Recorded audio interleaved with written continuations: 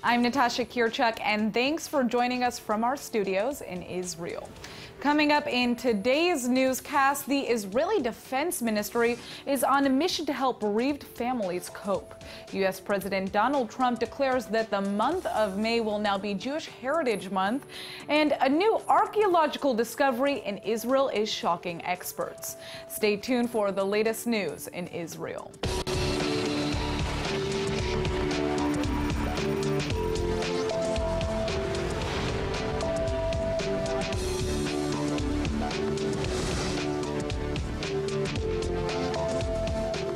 Train service across the state of Israel is being increased this Memorial Day to help at least 1.5 million mourners reach ceremonies and cemeteries to remember those lost.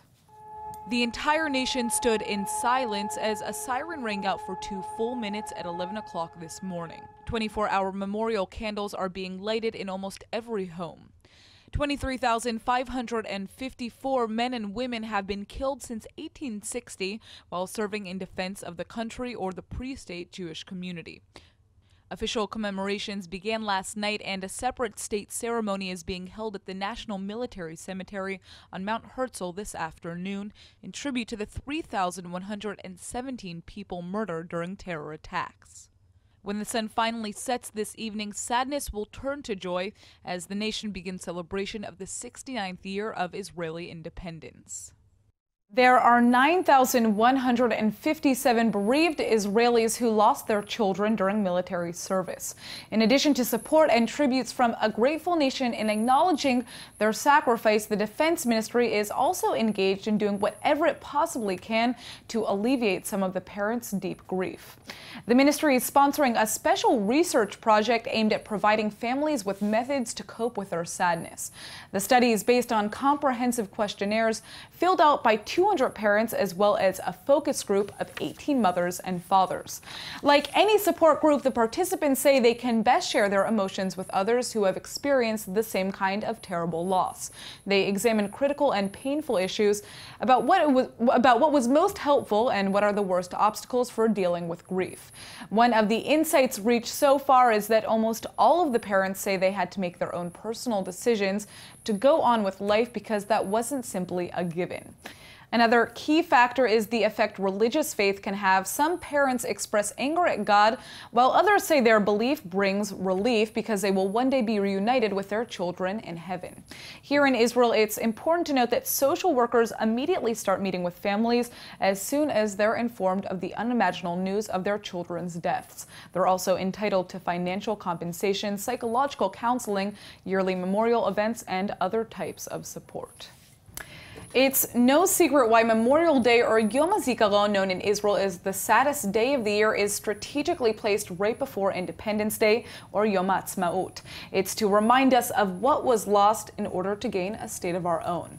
Well, one Israeli learning organization is now trying to add one more meaning to the holiday by introducing a beautiful new tradition. Here to tell us all about it is Dr. Micha Goodman of the Ein Prat Midrasha. Thank you so much for joining us. It's great to be here. All right, so let's begin. Tell us a little bit about the 10 days of gratitude. So this is an attempt to echo Aseret Yemei Tshuva, 10 days of repentance, but say Aseret Yemei Todah right before Yom HaAtzmaut. And it's an attempt to create a new Israeli tradition, and the amazing thing is that it's working. And here's a tradition. How about before Yom HaAtzmaut, before our Independence Day? Let's put our mind to a new idea, which is an ancient idea, the idea of gratitude. Now, throughout the year, we're extremely critical about Israel, about the government, about policies, and we should be critical. That's our role in democratic societies. But one day a year, we should replace criticism and cynicism with a sense of awe and gratitude. There's a gap between the amazing story that Israel is and the cynicism and sense of critique that Israelis carry with them. One day a year, we close that gap. Now, what over 2,000 graduates of Ein Prat, the Israeli Academy for Leadership, do is they spread the idea of gratitude in Israel, inviting Israelis to express gratitude and to say thanks. Now, what led to this tradition? I mean, how did you come up with this idea? Well, we've noticed that the Israeli conversation is collapsing, and this is how it's collapsing. The Israeli right likes to speak about Zionism using language of pride, we've accomplished so much, we're so amazing. The Israeli left is coming up more and more with the language of guilt. This is what we've done. This is what we've done to others. And between pride and guilt, we're trying to balance that using a new emotion, a new expression of gratitude. Gratitude is like pride. It's recognizing something great happened, but it's different than pride. Something great happened to us, but it doesn't mean that they're great. That actually might mean that we're small. We're standing in front of the Israeli story, recognizing how great it is and how small we are in front of it. Now, how can you show this type of gratitude? What are, these 10 days of gratitude, what are the acts through which you can show this graduates of Ein gratitude? Prat are extremely creative. And what they've done is that they started putting all around Israel boards, chalkboards, inviting Israelis to write thank you for anything. And I thought this won't work. I told my graduates, listen, Israelis are cynical. They'll write cynical. The Israelis reacted beautifully. They started writing thank you to the army, thank you to my mom, thank you to God, thank you to my family. They started, and in the first year, we had 20 of these boards around Israel. The second year, over 100. This year, over 500. So we have all over Israel, Israelis stopping in the public space, saying thank you for something, reminding themselves that everything that's happening here in Israel is not to be taken for granted. It's interesting that the reception has been so positive, and I think, this is a right time of year for us to really be thinking about how thankful we are for everything that we have, especially, like we said before, when you're going from such a sad day like Yom HaZikaron to such a happy day like Yom Ha'atzmaut. So, down the line, how do you envision this movement's impact to be on Israeli society as a whole? Well, we hope to reshape Yom Ha'atzmaut. Yom Ha'atzmaut should be a day of gratitude, and we hope by next year, the 70th year of Israel, we'll see politicians stopping to say thank you to another politician. We'll see TV personas stopping to say thank you to someone else. We hope that by the 70th year for Israel, Israel will be filled with gratitude. And as we learned from psychologists, when we change our behavior, we change our personality. The Day of Independence should be a day where we reshape the Israeli personality to have more gratitude, more awe, where we stand and we realize that our story is really special, and I think that is important. Beautiful. Well, thank you so much for coming in. I hope everybody can take that message home. Thank you. Be thankful for what you have. Thank you. As Israel commemorates the end of Memorial Day and the beginning of Independence Day, you may not realize it, but May 1st also marks the start of Jewish Heritage Month in the United States. Every presidential administration since 2006 has issued annual proclamations for nationwide tributes in May honoring Jewish contributions to the United States. While announcing the event, President Donald Trump says American Jews have stood at the forefront of the struggles for human freedom, equality, and dignity in every aspect of the country's cultural, spiritual, economic, and civic life, while helping to shine a light of hope to people around the globe. He added that the indelible mark Jewish people have left on American culture is today manifested in the towering success they've achieved through a unique synthesis of respect for their heritage and love of country. While expressing the nation's gratitude for this great, strong, and prosperous and loving people, the president underscored the deep spiritual connection that binds and will always bind the Jewish people to the United States and its founding principles. Trump says he'll be celebrating Jewish Heritage Month with his daughter Ivanka, who's converted to Judaism and lives an observant Jewish life with her husband and presidential advisor Jared Kushner and their children. The Israeli Housing Ministry is now confirming that one of the largest projects for new homes in recent years is about to be unveiled, and it's already stirring up controversy. The proposal is to build 25,000 new units, 15,000 of which would be in East Jerusalem.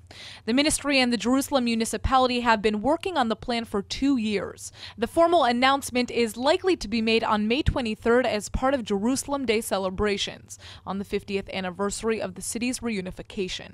It's also right around the time it looks like U.S. President Donald Trump will be making his very first trip to the country ever. Israeli Prime Minister Benjamin Netanyahu doesn't see any conflict between the plan and Trump's call to hold back on settlement building, since his own administration insists that all of Jerusalem is under Israeli sovereignty and is the indivisible and eternal capital of the Jewish people.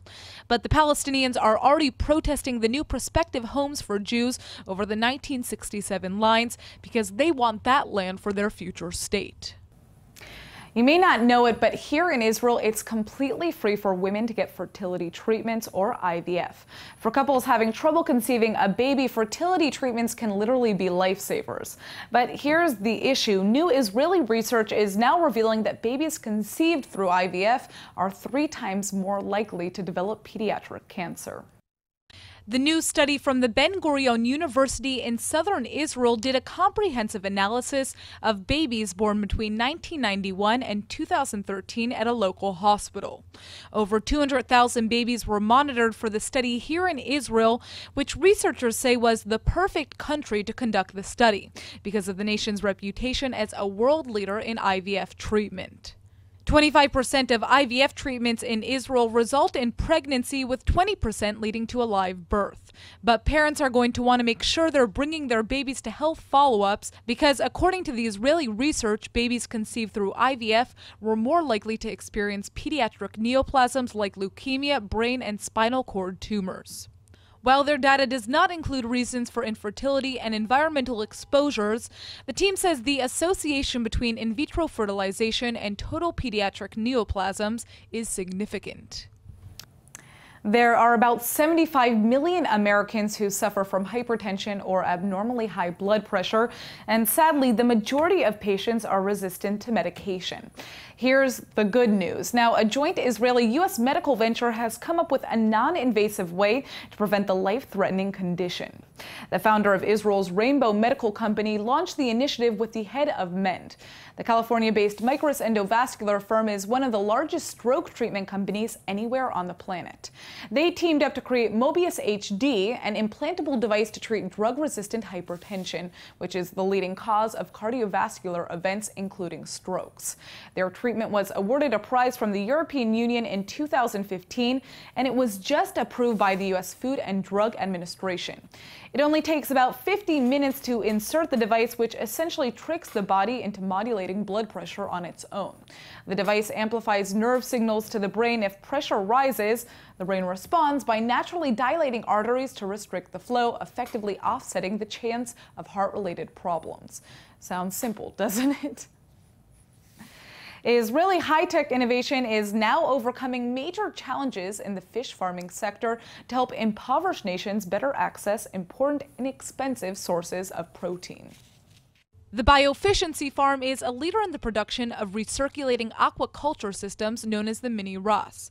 Their method has successfully overcome several main challenges associated with commercial fish farming, involving water shortages and toxic ammonia byproducts from fish waste. Bioefficiency's system of effective water treatment has been able to lower water consumption by as much as 85% at some land-based facilities, while increasing yield 2.5 times higher. And all that's through the use of either fresh, brackish, or even seawater. One Israeli mini RAS is now being used in Indonesia to raise shrimp in high-density seawater. Another one in the Republic of Congo is capable of producing 20 tons of African catfish each year.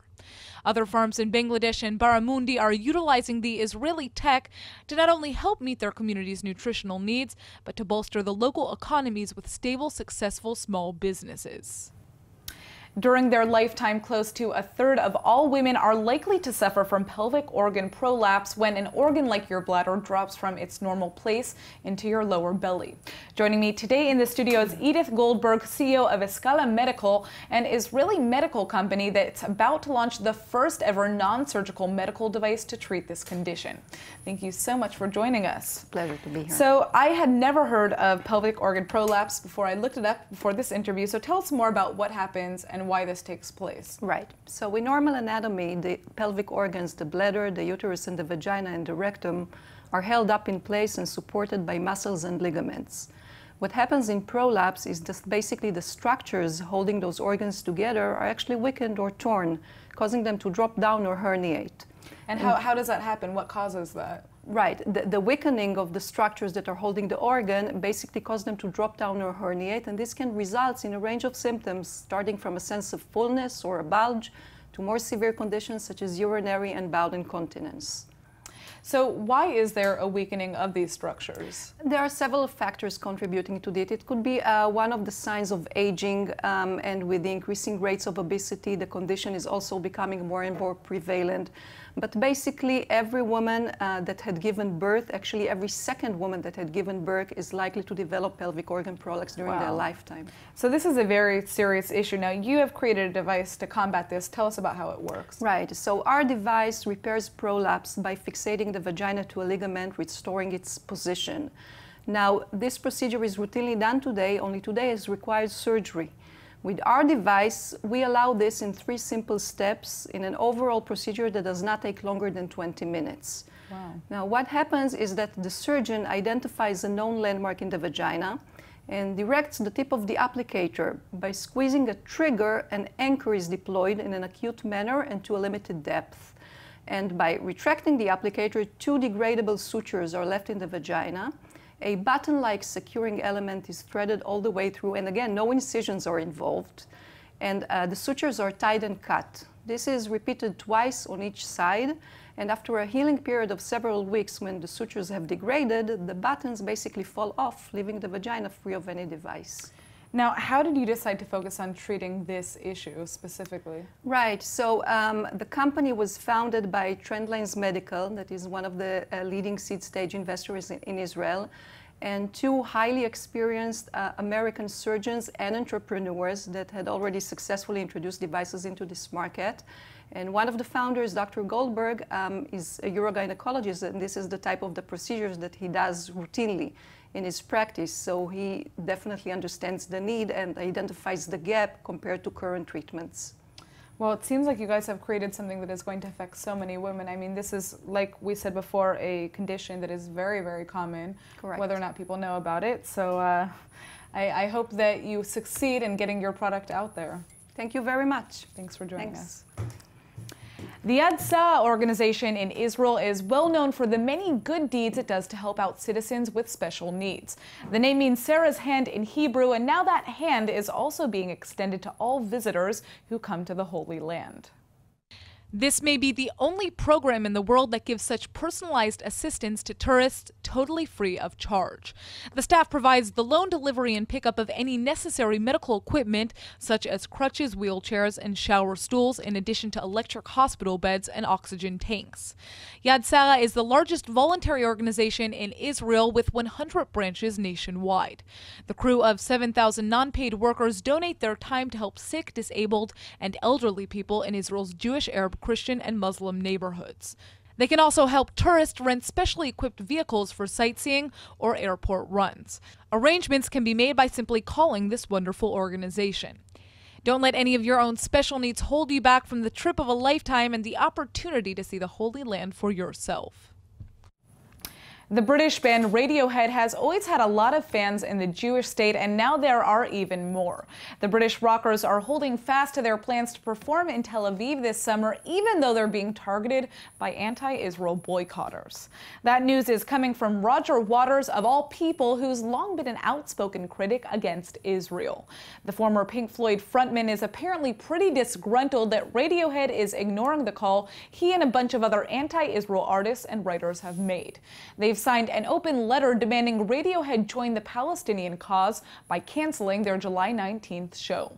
Waters says he understands the band is refusing to back out after corresponding with some of its members. So here's even more good news. Waters says that since the group is going wherever their own consciences lead them and taking to the Israeli stage as scheduled, he has very little more to say on the matter and won't sit around bad-mouthing Radiohead. Well, thank goodness for that. If your bucket list includes stops at all of the most famous international landmarks, you can meet all of your goals with just one visit to a new New York museum that's been created by an Israeli entrepreneur. Eran Gazit just inaugurated Gullivers Gate in the heart of Manhattan. The $40 million interactive display was built by the Israeli Machtov Designs firm, featuring miniature models of all of the world's greatest locations, including Jerusalem. Gullivers Gate is an awe-inspiring miniature world in the heart of New York's Times Square. Visitors can interact with scenes from around the globe, encompassing different time zones and historic periods. See the wonders of the world and a fully functioning futuristic airport, all in the space the size of a football field. Gullivers Gate has been imagined and created by artisans and craftspeople, working in 8 countries on 4 continents. Using classic techniques and materials, along with the latest in 3D printing and video mapping technology, this ambitious dream is now becoming an astounding reality. Come visit, get scanned, and have a miniature version of yourself permanently added to this amazing world.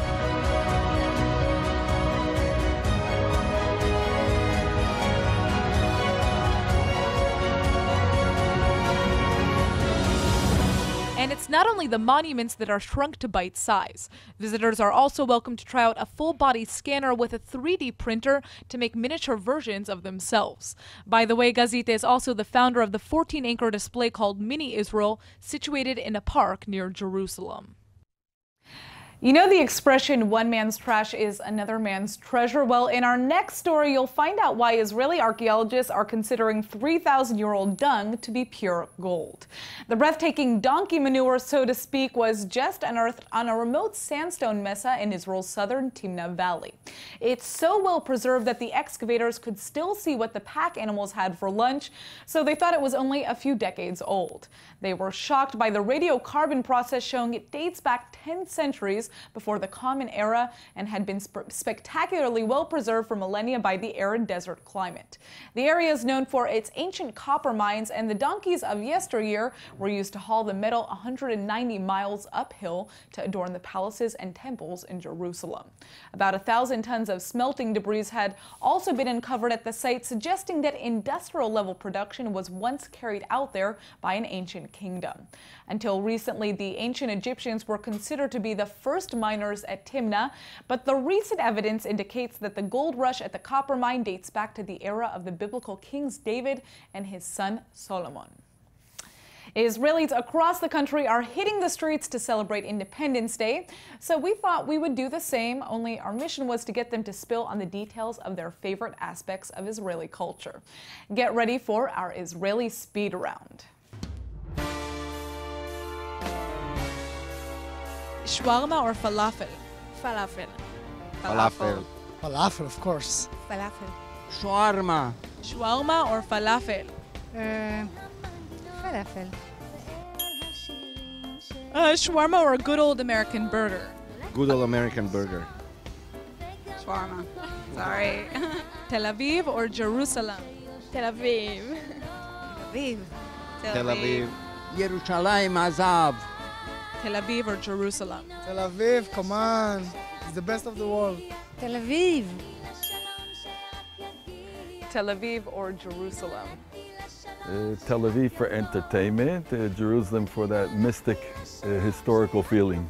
Matkot or frisbee? Matkot. Matkot.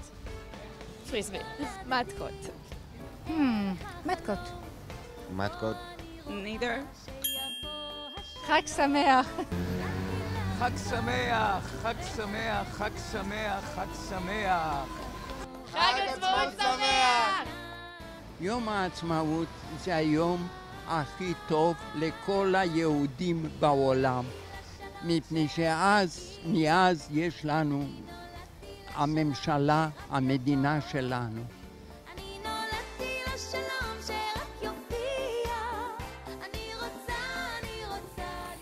IDC Summer Ulpan, open for everyone. And now for the Hebrew word of the day. In case you haven't noticed our incessant badgering about Independence Day, it's here. Independence Day is upon us, so today's word is atzmaut, which means, shocker, independence. Independence isn't only about doing your own thing, it's also about choosing to do the right thing on your own. And let me tell you, the people of Israel are very atzmai. They will definitely call you out if you're doing the wrong thing, because true atzmaut is being able to stand up on your own for the things that you believe in. So to all of you strong, atzmai or independent women and men out there watching, stay strong and independent. But just remember, there's nothing wrong with having good friends and a community. After all, you're going to need someone to spend Yom Ha'atzmaut with or Independence Day. All right, let's go ahead and take a look at the weather forecast. Tonight should be partly cloudy with a chance of very light showers and a low of 63 or 17 degrees Celsius. Tomorrow is looking like it will be clear to partly cloudy with a low of 77 or 25 degrees Celsius. All right, that's it for today's news. Today's exchange rate is 3.62 shekels to the American dollar. Remember to sign up for our daily newsletter at iltv.tv. I'm Natasha Kirchuk, and thanks for watching.